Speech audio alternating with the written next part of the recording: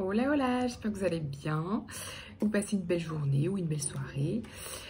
On se retrouve pour un tirage avec l'ambiance du jour et les beaux oracles de Rebecca Campbell. J'ai tiré la carte Mirror. Who or what is triggering you? Qu'est-ce qui vous, qui ou qu'est-ce qui vous déclenche autour de vous en miroir? C'est-à-dire qu'est-ce qui vous revient dans la face et qui vous déclenche, vous met en pétard ou vous déclenche une émotion voilà, positive, négative, agréable, désagréable. Mais voilà, c'est quoi l'ambiance des petits trucs qui viennent encore vous titiller, vous voyez, de manière plus ou moins, soit c'est titillé, soit c'est carrément des ouragans, hein, selon les niveaux, quoi, émotionnels, des vagues. Mais c'est un peu, voilà, c'est un peu le petit moment, voilà. On pose de la conscience sur ce qui vient encore nous déclencher, d'où ça vient et pourquoi. Et voilà, est-ce qu'il y a des ressources pour le transformer ou pas? Ou est-ce que c'est juste utile de poser de la conscience dessus? Voilà, poser de la conscience, ça veut dire observer et juste regarder la réalité, justement, ce miroir en face, en fait. Voilà. Ensuite, avec le tarot, on a les amoureux, l'étoile et la mort, hein, qui est une carte de mort symbolique, évidemment. On n'annonce pas de mort en tirage, en tout cas, je n'en annonce pas. Fin de cycle, transformation, tout ça, tout ça. 3 arcanes majeures. Qu'est-ce que ça nous dit? Ça nous dit tournant, fort, tournant, croisée des chemins, alignement de beaucoup de choses, mais d'un destin, ouais, j'emploie les grands mots, mais parce que c'est ce que je ressens, ces 3 arcanes majeures, donc c'est-à-dire c'est des cartes qui correspondent à des changements majeurs dans vos vies, en fait. Donc c'est pour ça que on emploie les grands moyens, dans les grands mots, quoi. Mais c'est vraiment ça, parce que en plus ça ressort vraiment toute la semaine, c'est des grosses transformations. Du coup il peut y avoir des choses lourdes qu'on est en train de déposer parce qu'on résistait. Et là ce que ça nous dit, c'est que vous avez pris ce chemin-là, vous êtes vraiment à cette croisée des chemins justement, pour retrouver beaucoup plus de fluidité. Tout ce qui freinait, tout ce qui était lourd, tout ce qui résistait, tout ce qui vous fatiguait, tout ça là, vous êtes en train voilà, de faire le tri et de faire les choix et poser les actions qui font que vous retrouvez, vous allez ou vous êtes en train de retrouver de la fluidité dans votre vie. Ça peut concerner un domaine précis, hein, une relation, vous retrouvez de la fluidité dans une relation, si c'est le thème central de votre moment, la vie pro, etc., la situation matérielle, financière, vous adaptez. Voilà. Mais en tout cas, c'est en cours de transformation. Tenez bon, on a la carte de la persévérance.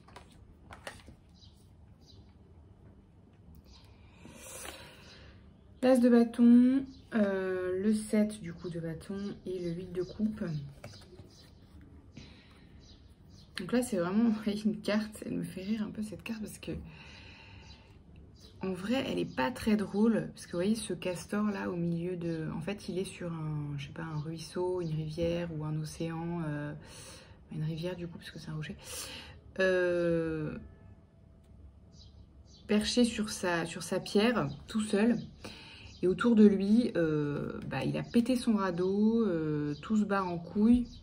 Et voilà. Et, et ce qu'il peut faire, c'est juste attendre et garder espoir, en gros, dans les cas extrêmes. Mais vous voyez, c'est un peu ça l'image, un peu caricaturée, quoi.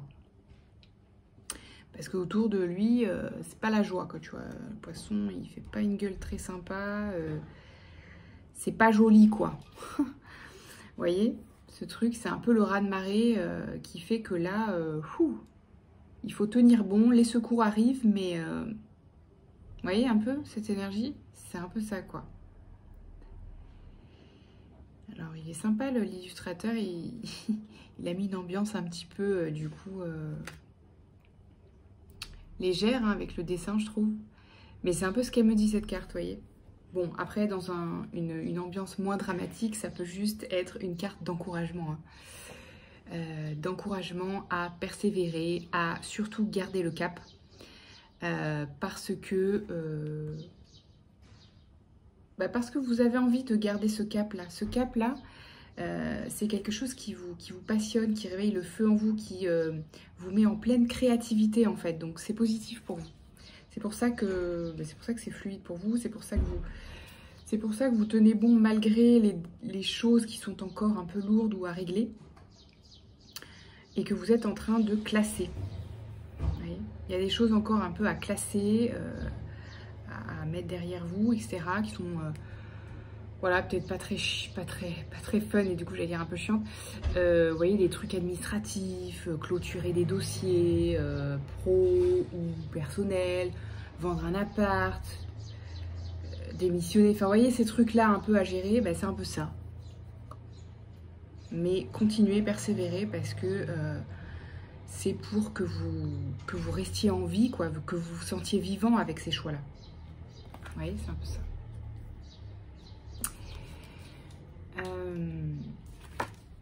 Ensuite, on a le 2 de coupe, le 6 de coupe et la force. Ah là là, ça c'est... Ouh, ça me fait tout chaud au cœur. Parce que je pense quand même que là, pour certains d'entre vous, cette situation, elle est vraiment... elle était ou elle est vraiment lourde et compliquée.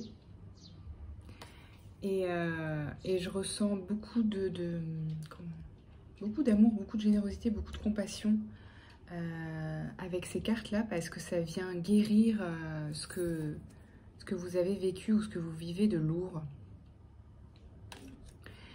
Parce que là, ce que je perçois, c'est qu'il y a des gens autour de vous, là, des amis ou des nouvelles relations, des nouvelles amitiés ou des nouvelles relations en général, qui sont très bienveillantes pour vous, très saines, très soutenantes, très généreuses, qui vous replacent, qui vous remettent en joie en fait. Je pense que là, il y avait vraiment des choses qui vous ont sorti d'un état de votre état de légèreté et de joie depuis un moment où sévèrement il y a un truc où vous avez perdu votre joie à un moment donné dans certains événements là de votre vie, de ces derniers mois ou semaines ou années, je sais pas.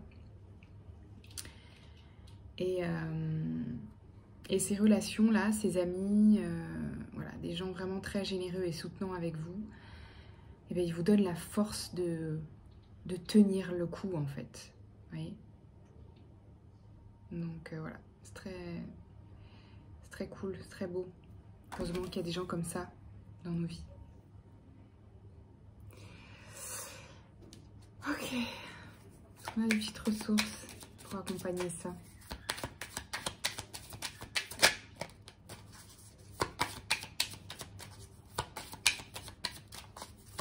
Avec c'est l'oracle de Marlowe, celui-là, de Soul Shadow.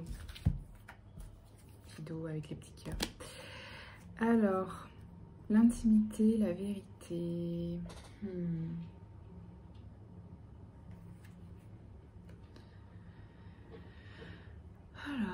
Alors ici, il y a un petit stop. Et là, il y a un miroir. Donc, pour moi, il y a deux interprétations possibles et vous adaptez. Et surtout, vous adaptez aussi selon les personnes. Pour moi, c'est ça, justement, le sens de ce message. C'est... il y a des personnes que votre intimité ne regarde pas ou plus. Et à l'inverse, il y a des personnes avec qui c'est bon et juste pour vous de vous confier, de confier vos soucis pour avoir du soutien.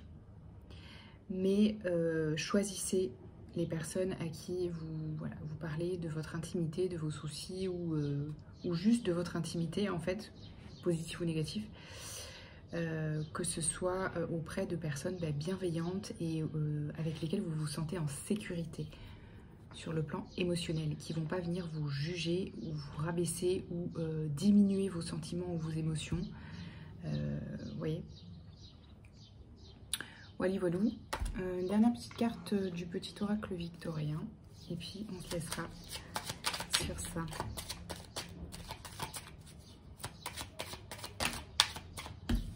Trop de cartes. Cup of tea. Tea time. Pour un esprit apaisé, rien de tel qu'un petit congé. Les douceurs du corps sont aussi celles de l'âme. Fais une pause, légèreté.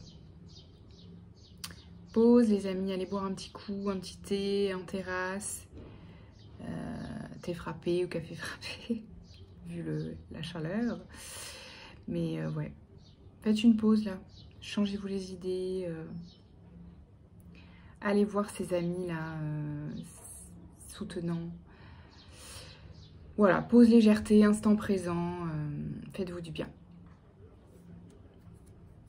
Ce sera le message de la fin. Prenez bien soin de vous, à bientôt. Ciao, ciao.